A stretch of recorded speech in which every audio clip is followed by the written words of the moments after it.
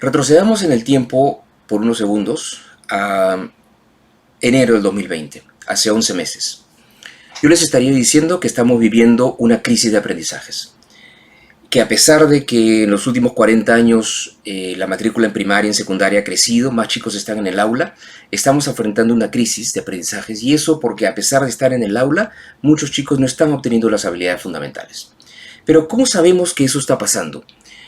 Si vemos nosotros los indicadores de los objetivos de desarrollo sostenible, encontramos que los países hacen seguimiento de un conjunto grande de indicadores sobre educación, de asistencia, repitencia, tecnología, infraestructura, etc. Y todos esos indicadores son muy útiles para quienes diseñan políticas y para los expertos que analizan los sistemas educativos. Pero decenas de indicadores no necesariamente hacen fácil que cualquier persona, como ustedes, que no son necesariamente expertos en educación, sepa lo que está pasando con el aprendizaje de los chicos. Por eso creamos un indicador que fuera fácil de entender para cualquier persona. Y justamente hace un año lanzamos en el Banco Mundial un indicador que le llamamos pobreza de aprendizajes. Este indicador es el porcentaje de los niños de 10 años que no pueden leer y entender un texto simple. Si lo piensan bien y piensan ustedes en sus hijos, en los chicos que están en la casa en este momento, ese indicador debería ser 0. Todos los chicos a los 10 años deberían poder leer y entender un texto. Ese indicador debería ser 0 como lo es el hambre, como es la pobreza extrema. Ahora, ese indicador a mí me gusta mucho porque es un indicador sencillo, cualquiera lo puede entender. Pero muchas personas me preguntaron antes, ¿por qué la lectura? Si es que hay tantos otros objetivos importantes en educación, ¿por qué solamente nos interesa la lectura? Y les digo por qué. Primero porque leer y entender es un derecho humano, es un derecho de todos los niños. Y es por eso que nos importa tanto, solamente por eso. Pero además, la lectura es necesaria para cualquier otro objetivo educacional que nos importe. Si un chico puede leer y comprender bien lo que lee, le va a ir mejor en matemáticas, va a entender mejor ciencias, va a entender mejor historia, va a poder adquirir más habilidades socioemocionales que nos interesan tanto. Y en general, lo que nosotros vemos es que los sistemas educativos que preparan a sus hijos bien para poder leer y entender son sistemas educativos que los preparan bien en todas las otras habilidades para la vida que nos interesan.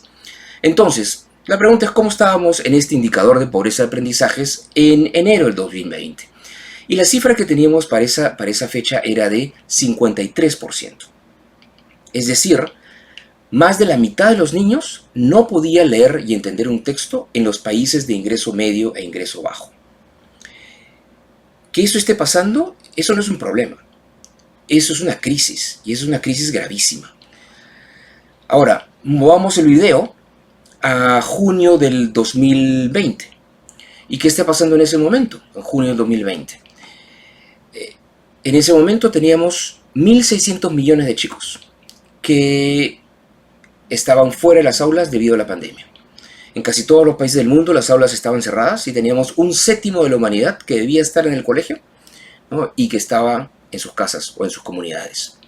Y que además de que las escuelas estaban cerradas como consecuencia de estas medidas contra la pandemia, estaban viviendo, y todavía estamos en algunos casos, viviendo la crisis económica más grande de los últimos 100 años.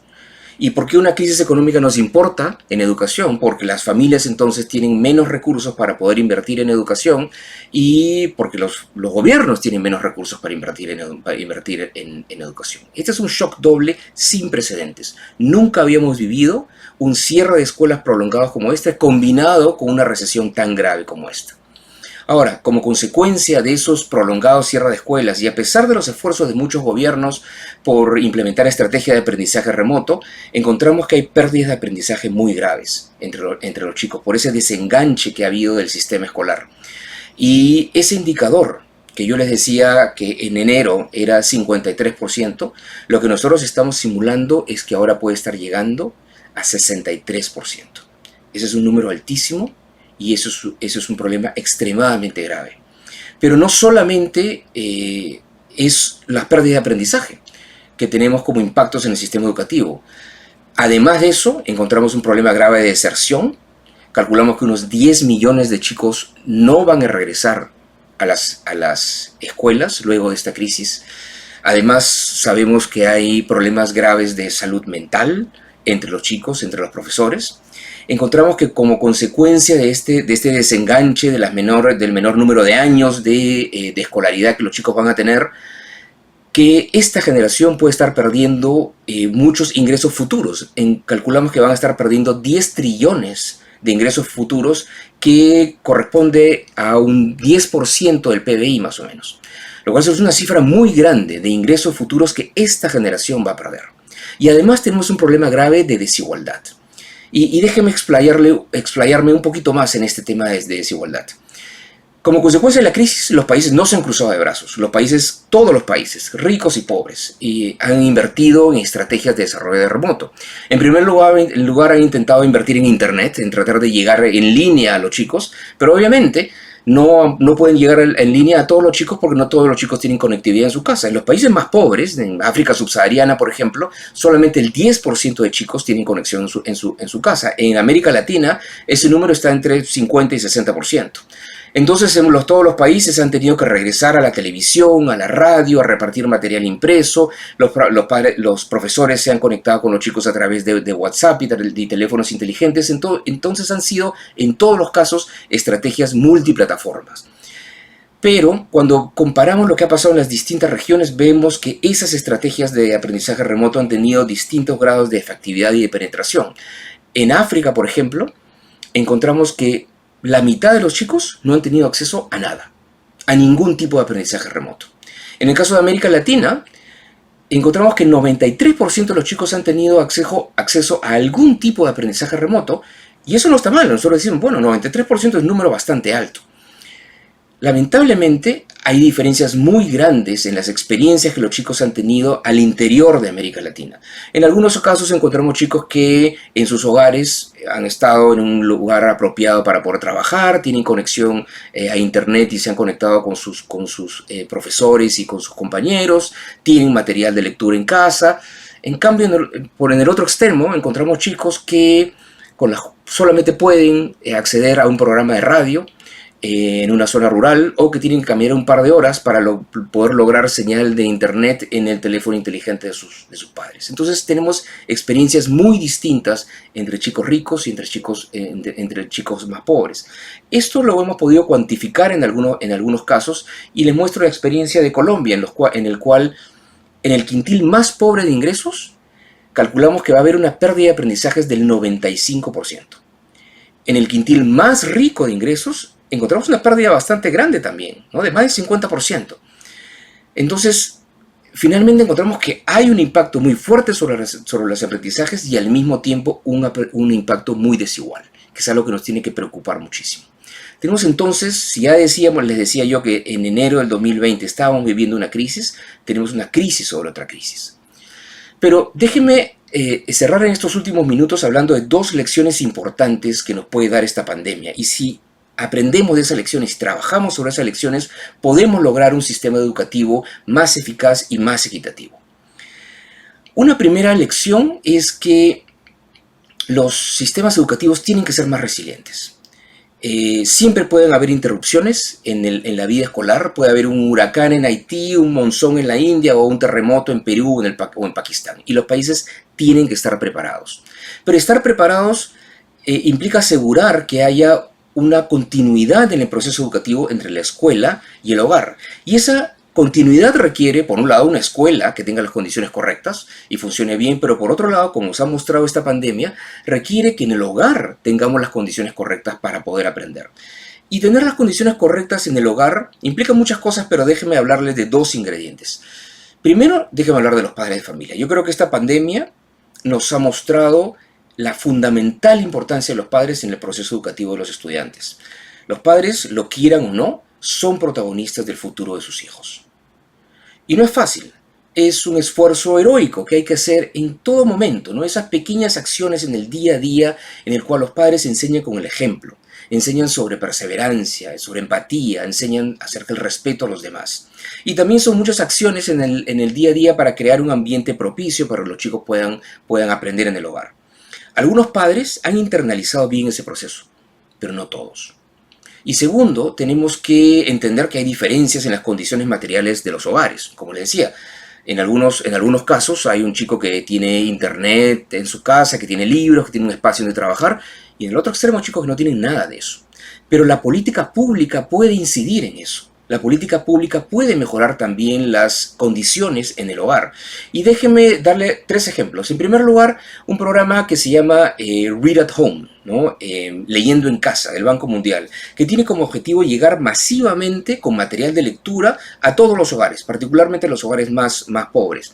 Y además, además de ese material de lectura, con guías para los padres para que puedan apoyar en el proceso a los chicos, y guías que no son solamente para padres que saben leer bien, sino también para padres que pueden tener dificultades en el proceso de lectura. Segundo, muchos programas que existen de consejería, de información y de apoyo a los padres para que puedan ser un soporte en el proceso educativo de los chicos. En tercer lugar, en el Perú, por ejemplo, se están implementando programas de reparto de 1 millón de tablets a los chicos de hogares con más necesidades, que es un programa muy difícil de implementar, pero es un programa que va en la dirección correcta.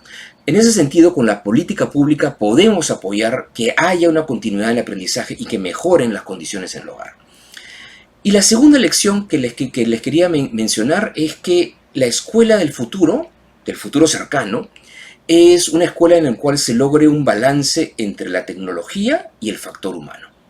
En primer lugar, sobre tecnología tenemos que cerrar la brecha digital. Hemos hablado durante 20 años que existe una brecha digital, esa brecha digital no se había cerrado y hoy estamos pagando las consecuencias de eso. Y tenemos que avanzar mucho más rápido. Y eso no implica solamente la conectividad, sino implica asegurarnos que los chicos tengan acceso a un dispositivo, que haya el software adecuado y que los maestros tengan la capacitación para utilizar correctamente las tecnologías. Pero por otro lado está el factor humano, y lo que esta pandemia nos ha demostrado es que la educación es un fenómeno social, que la magia del aprendizaje se da en esa interacción entre el maestro y el estudiante. Y muchísimo se puede hacer con la tecnología, pero la tecnología es para apoyar el trabajo de los maestros. El chico finalmente puede leer en Wikipedia acerca del cambio climático, puede leer en un libro, pero finalmente es el maestro el que lo guía, el que lo reta, el que lo ayuda a ser creativo, el que le enseña a trabajar en equipo, el que lo apoya si es que está desmotivado, el que le enseña a cuestionar, el que le enseña a opinar. Y los buenos maestros nos marcan para siempre. Los buenos maestros no son solamente una fuente de conocimiento, sino son una guía para desarrollar las habilidades para la vida. Y esto es mucho más difícil de hacer, ¿no?, que solamente ser una fuente de conocimientos.